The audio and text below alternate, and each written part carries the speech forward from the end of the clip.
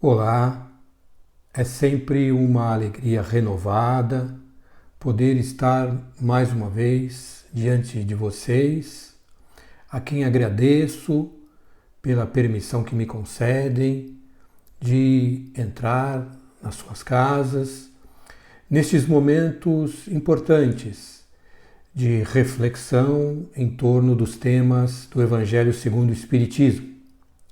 Desejo de coração que cada um de vocês se encontrem bem, com saúde e em paz. Antes, porém, de iniciarmos o tema de hoje, façamos a nossa oração sincera, endereçada a Deus, o nosso Pai, Criador de todas as coisas, que é puro amor, bondade, sabedoria e justiça, que cuida indistintamente de todos os seus filhos, por todos os cantos do universo.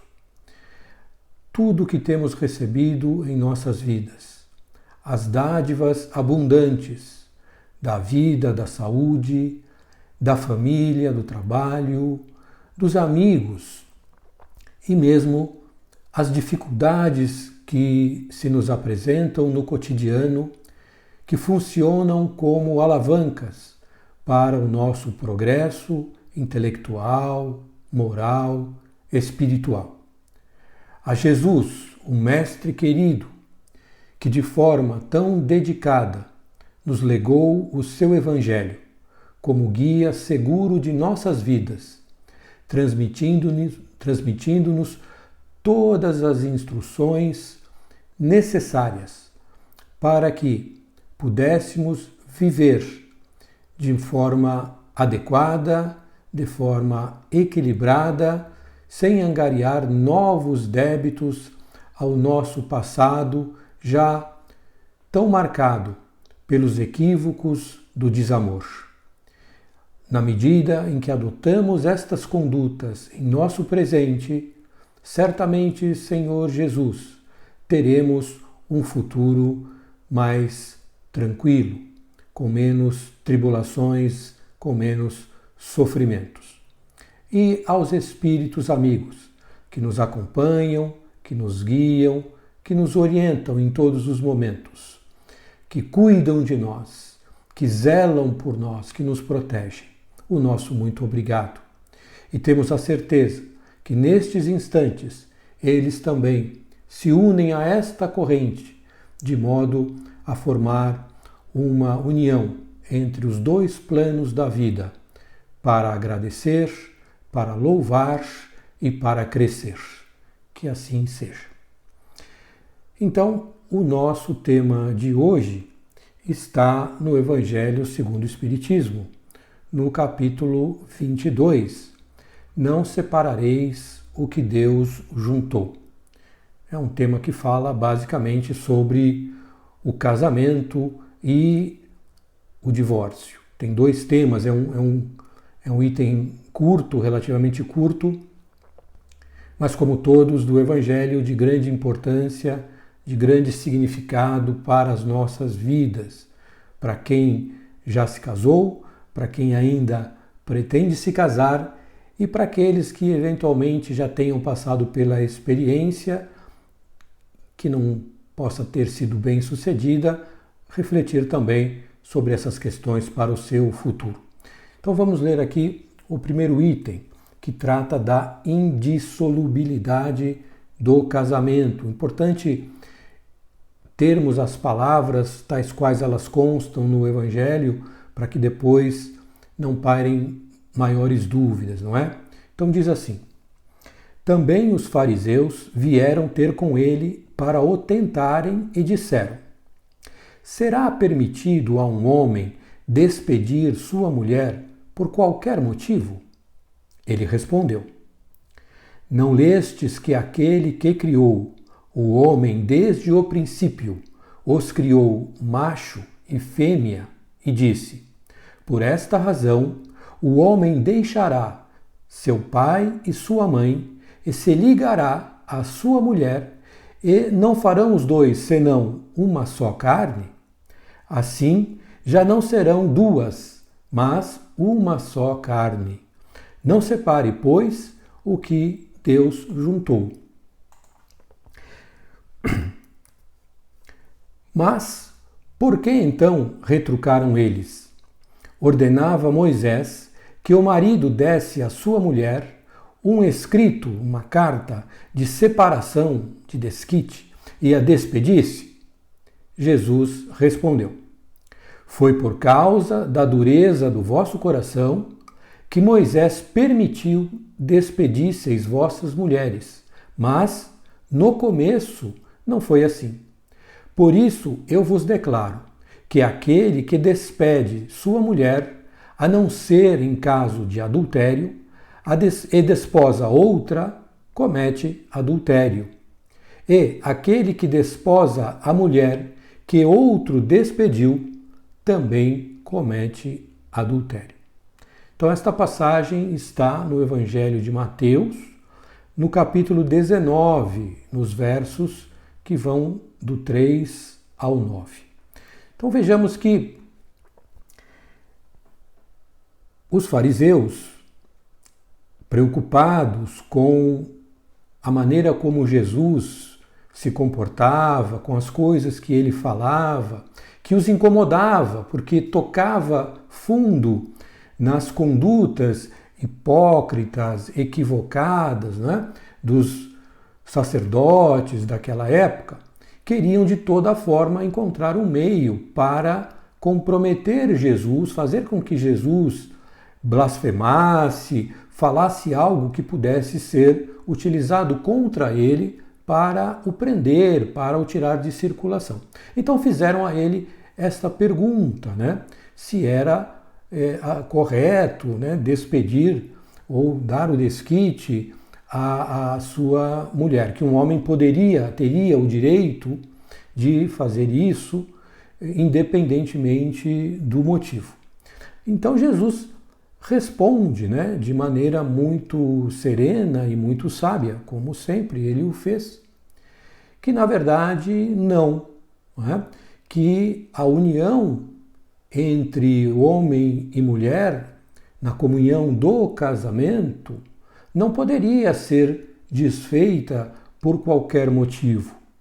E aí nós precisamos entender bem, porque Jesus não estava simplesmente falando de aspectos da legislação, dos costumes daquele tempo. Até porque isso muda. Nós sabemos que ao longo da história da humanidade, as legislações, os costumes sociais, eles vão sofrendo alterações conforme a evolução, conforme o entendimento, não é? E no caso do casamento não é diferente. Jesus estava se referindo a uma união sagrada, estabelecida e mantida pelos vínculos do amor. Então, quando ele diz que Deus cria as criaturas entre macho e fêmea, e somente macho e fêmea, é exatamente para que elas pudessem se unir pelos laços do amor, e a partir daí, então, essa união formaria um único ser. Então, a comunhão carnal deveria ter como o seu alicerce, como o seu sustentáculo, a união afetiva, a união dos corações, não é? E, por conta disso, na medida em que todos respeitassem esta condição para se unirem em matrimônio, não haveria razão nenhuma para desfazer esta união, uma vez que ela teria sido estabelecida pelo selo do amor a partir dos desígnios de Deus, né? Então é nesse sentido que Jesus fala sobre que não se pode separar aquilo que Deus uniu, aquilo que Deus juntou. De maneira nenhuma ele se referia às questões do casamento perante os olhos dos homens, não é? Então quando ele é perguntado, mas então por que Moisés lá na lei mosaica, na Torá, ele faculta aos homens darem desquite às suas esposas, né, e fazerem com que se desfazerem, né, do casamento, né, rejeitarem as suas mulheres. E aí Jesus, mais uma vez, coloca os fariseus diante da crua verdade, dizendo que Moisés fizera isso, entendendo, compreendendo que os homens de então ainda tinham os seus corações muito endurecidos. Então, para evitar maiores males, para evitar maiores violências, enfim, na lei mosaica era permitido a separação, o desquite, o divórcio com o homem rejeitando a sua mulher. Mas aí Jesus acrescenta, né, que isso não estava mais correto, a não ser no caso de adultério. Então, ele abre esta exceção para que pudesse haver a dissolução do casamento partindo do homem em caso de adultério, né? E por que Jesus fala isso? Porque o adultério naquela época, principalmente no caso da mulher, né, era punido com o apedrejamento, uma prática bárbara. Então, para evitar esta prática bárbara das leis civis, Jesus estabelece um outro código, né, uma outra conduta, que seria a possibilidade da separação, para evitar a violência. Mas vejamos que quando no casamento entre duas pessoas não existiu este aspecto da união baseada no amor, no sentimento, na união dos corações, é muito provável, é muito possível que essa união, que tenha sido motivada por outros interesses, o que era muito comum e continua ainda nos nossos tempos sendo comum, interesses materiais, interesses políticos, interesses sociais, interesses religiosos, não é? É uma união com grandes chances de se ver dissolvida, uma vez que ela não foi estabelecida a partir dos laços do afeto, a partir dos laços do sentimento. Então, a dissolução de uma união como essa nada mais faz do que separar duas pessoas legalmente que já não estavam mais vivendo em comunhão, né? Que já não compartilhavam mais dos mesmos propósitos, dos mesmos objetivos, dos mesmos desejos, que já não tinham mais prazer, alegria na convivência conjugal, na intimidade conjugal. Agora, para que não fique dúvidas, né, do ponto de vista do que motivou Jesus a proferir essas palavras, então quando ele se refere, Deus criou macho e fêmea para que ambos se tornassem uma só carne, Jesus está falando, na verdade, da união dos sexos como única maneira na Terra que possibilita a geração de novos indivíduos, tá certo? Então, somente a partir da junção do elemento genético masculino com o elemento genético feminino é que se consegue gerar novas vidas biológicas no nosso planeta. Com que propósito gerar novas vidas biológicas? Para que a estes corpos que vão nascer, nós tenhamos a reencarnação, o retorno à vida corporal de espíritos. Ou seja, a única maneira na Terra que possibilita o retorno das criaturas que estão na erraticidade, que estão no mundo espiritual, é através da volta num novo corpo físico. E para que haja este novo corpo físico, se faz necessário, então, a união dos elementos genéticos do macho e da fêmea. Em todas as espécies da natureza na Terra, é assim que acontece. Tá certo? Sempre há os dois elementos, masculino e feminino, macho e fêmea. Não queremos aqui, de maneira nenhuma, estabelecer qualquer julgamento, fazer qualquer afirmação que possa ferir as suscetibilidades de pessoas que entendem esta questão da sexualidade por um prisma diferente, de forma nenhuma.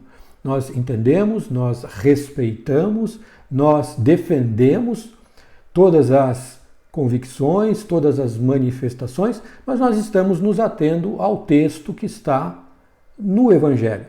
E vejam que quando Jesus repete o maior mandamento, amarás o Senhor teu Deus de todo o teu entendimento, de todo o teu coração, de todo o teu espírito, e amarás o teu próximo como a ti mesmo, este o segundo mandamento e corolário do primeiro, amar o próximo já por si só é uma lei isenta absolutamente de qualquer preconceito, de qualquer discriminação, de qualquer diferenciação. Quem é o próximo? É aquele que está mais próximo. Como ele é, como ele vive, o que ele faz, o que ele deixa de fazer, jamais deve ser obstáculo, empecilho para que nós o amemos, para que nós façamos pela criatura tudo aquilo que estiver ao nosso alcance e que gostaríamos que outros assim fizessem para nós. Então, Cristo jamais estabeleceu qualquer conduta, qualquer prática que pudesse ensejar uma discriminação, um preconceito. Mas quando ele é perguntado sobre o casamento, ele fala de uma maneira clara, direta, para o entendimento nosso de então e de hoje. Então, no casamento, o que é de ordem divina é a união dos sexos, exatamente para se operar esta substituição dos seres que se faz necessária. E por que se faz necessária a reencarnação? Para que nós, de acordo com o amor infinito de Deus, tenhamos novas oportunidades de recomeçar a nossa existência a partir do ponto que nós a deixamos no passado. Resgatando os nossos erros, expiando as nossas faltas, provando que aprendemos determinadas lições e nos preparando para as vidas futuras. Esta é a finalidade da reencarnação em mundos como o nosso, né? Em mundos de expiações e provas. Esse é o estágio evolutivo em que a Terra, nosso planeta mãe, ainda se encontra transitoriamente, a Terra está neste processo acelerado de transição para um mundo de regeneração, mas ainda apresenta como principal característica estes aspectos das expiações e das provas. Então, todos nós que estamos aqui na Terra, vinculados à Terra, seja no plano físico, seja no plano espiritual, somos espíritos que ainda precisamos expiar e sermos provados.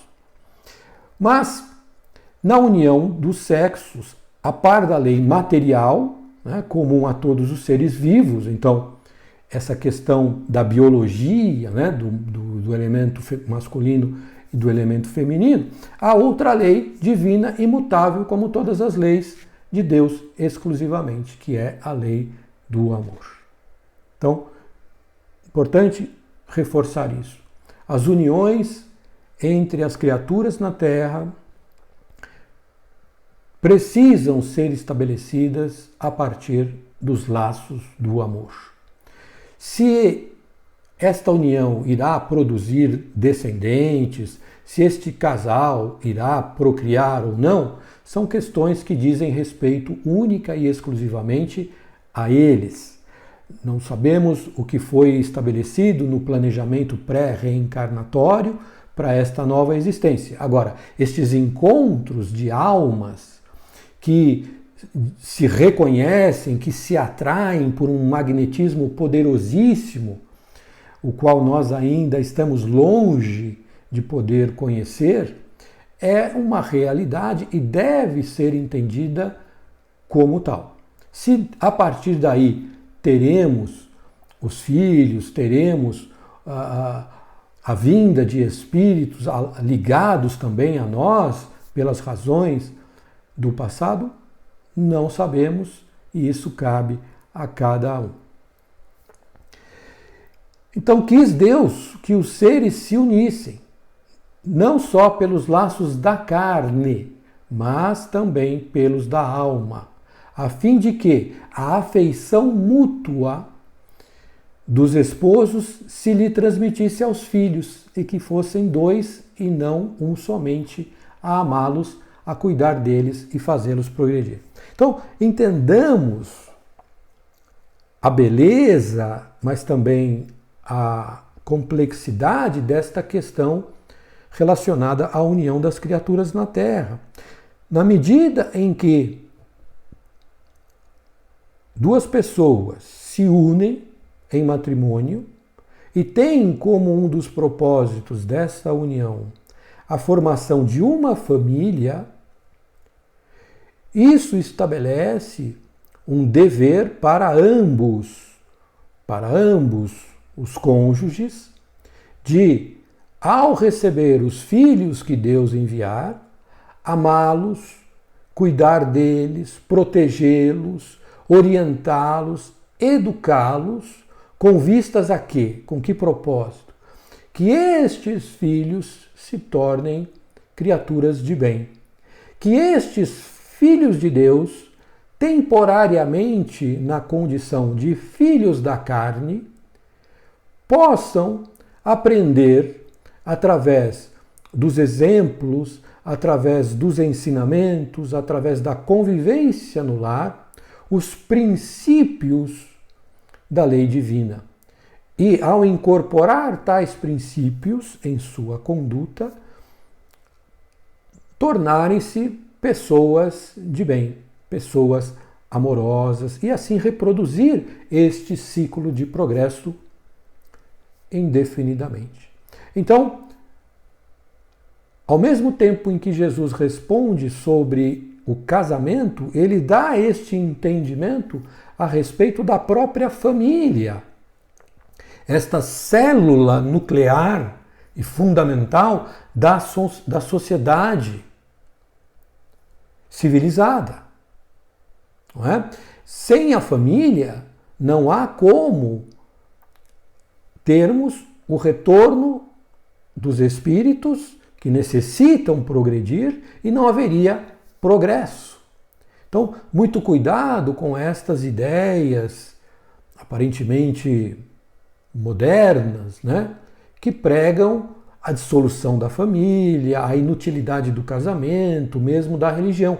Muito cuidado, porque estes princípios, essas ideias, esses conceitos que nós devemos respeitar, cada um que os professa, cada um que os segue, mas devemos ter cuidado em adotá-los para nós, pois o nosso entendimento é diferente. O nosso entendimento está baseado naquilo que Jesus deixou, não como religião. Né? Jesus não foi o iniciador, o fundador de nenhuma religião. Até porque ele nasceu no judaísmo. Ele falava nas sinagogas. Não é? Jesus não veio fundar nenhuma religião.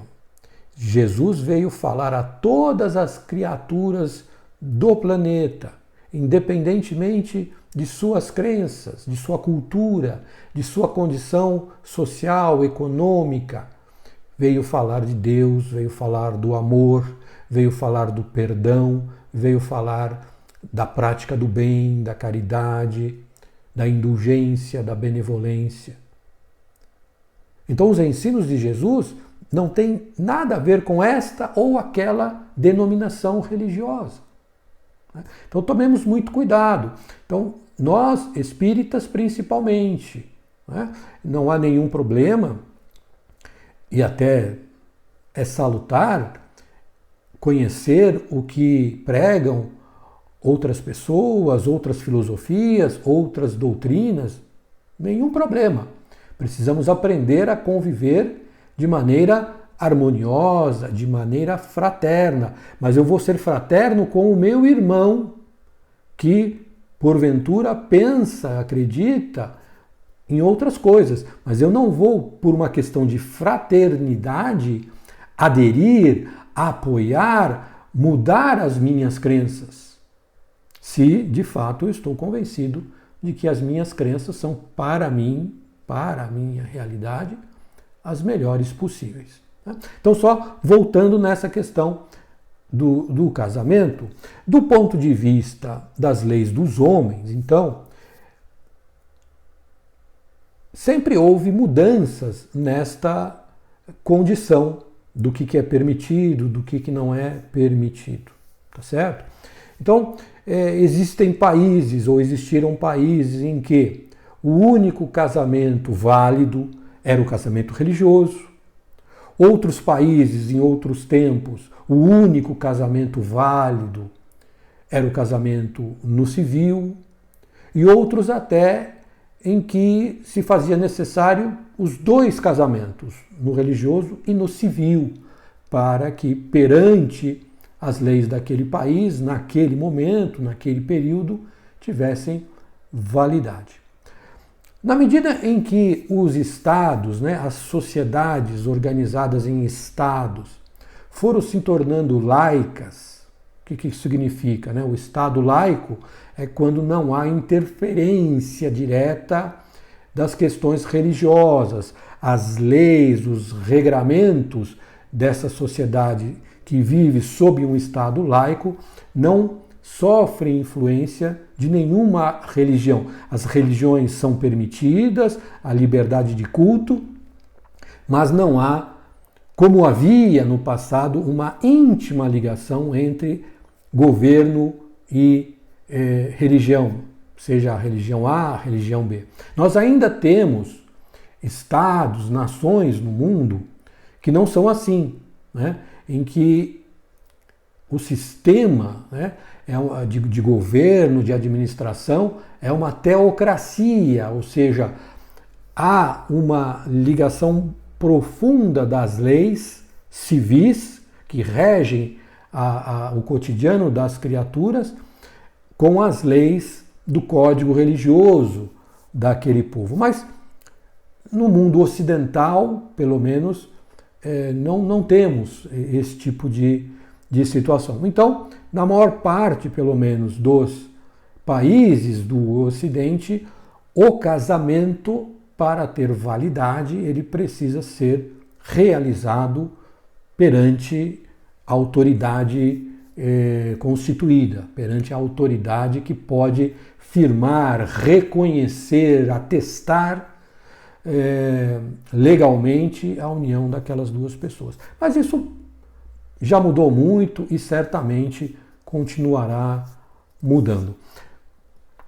A questão do divórcio, portanto, precisa ser entendida como: então o Espiritismo é contra o divórcio? O Espiritismo não é contra nada, na verdade, O Espiritismo não é a favor, não faz propaganda, não incentiva as pessoas a se divorciarem, pelo contrário, incentiva as pessoas a que procurem compreender o que está acontecendo no seu relacionamento, no seu casamento, e fazer todo o possível para corrigir, para acertar, para perdoar, enfim, para que o casamento, para que aquela família continue junta, para que continue existindo. Mas, se no entendimento dos cônjuges já não há mais condição de permanecer juntos, realmente talvez seja mais recomendável que se separem, que se divorciem.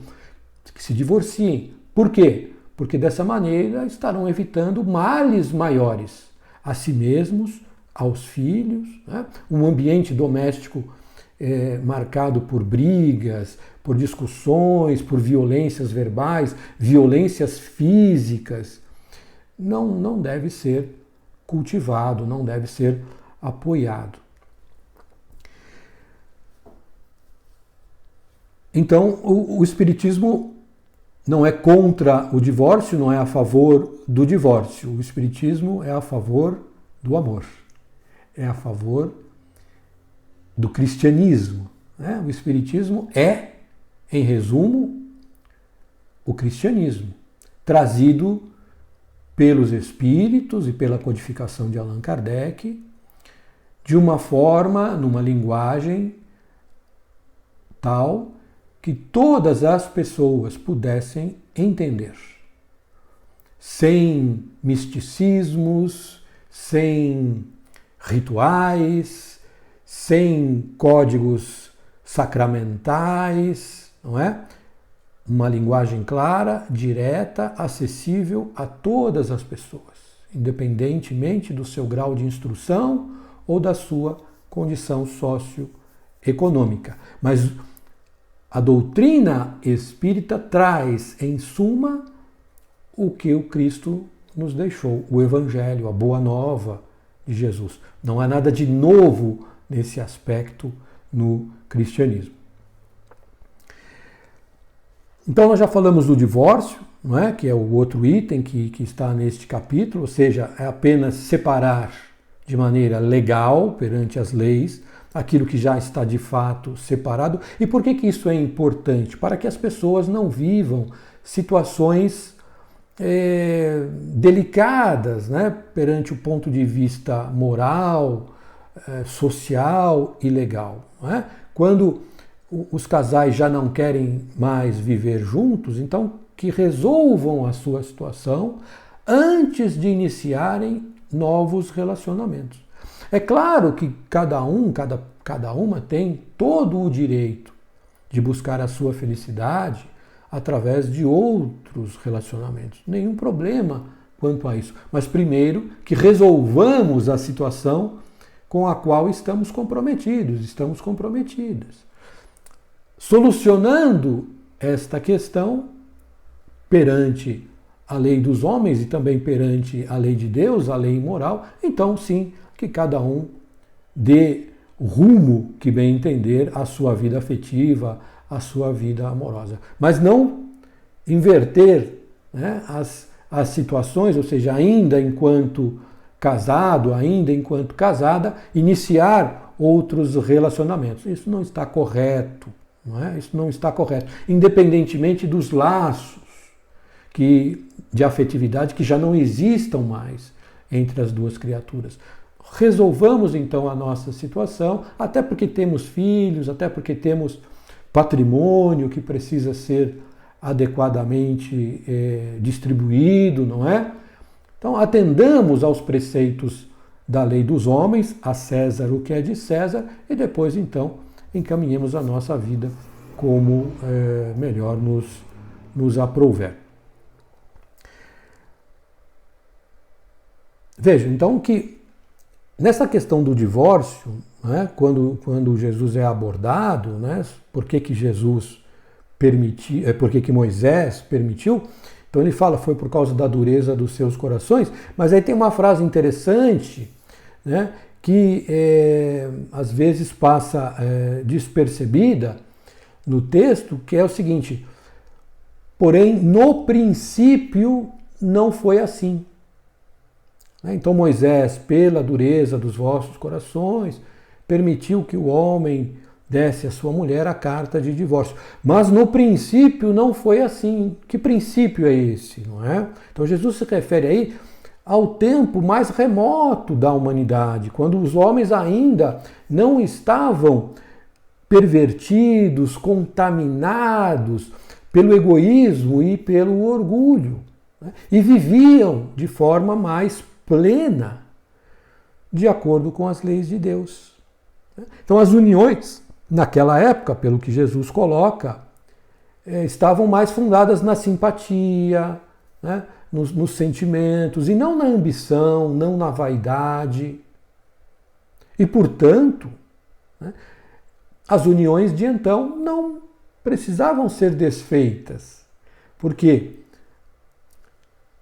aquilo que lhes deu origem apenas crescia com o tempo, com a intimidade, com o relacionamento, com a família. E assim é que deve ser, não é? A nossa sociedade, pelo menos ocidental, não é? Sociedade oriental, países do Oriente, nós conhecemos muito pouco. Mas o que nós conhecemos do mundo ocidental é que há uma supervalorização da paixão, da sexualidade, não é? Da eterna juventude dos corpos, como se isso fosse possível. Então valoriza-se de maneira exacerbada a aparência, a juventude.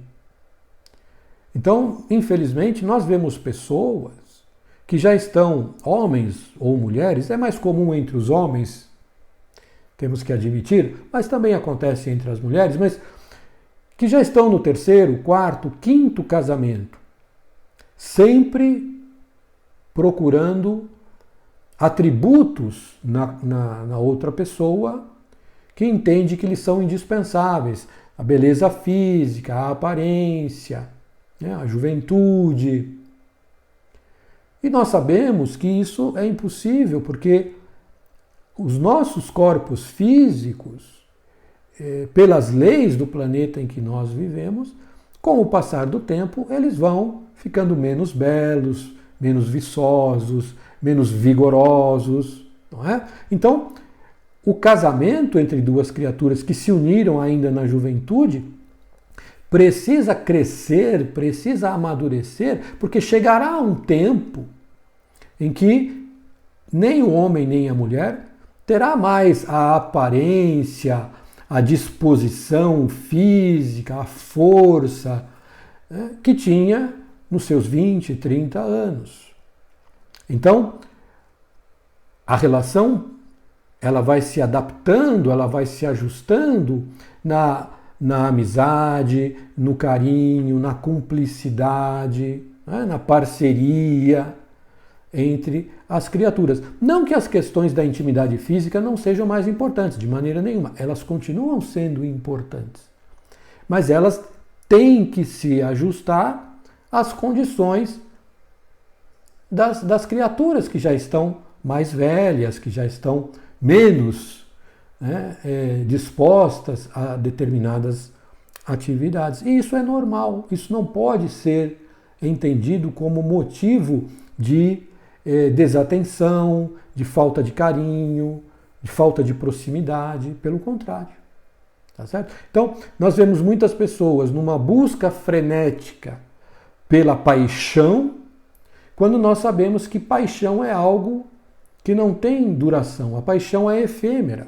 Há estudos científicos que provam que a paixão, tal qual nós entendemos, né, entre duas pessoas, ela tem uma duração máxima de 2 anos, se tanto.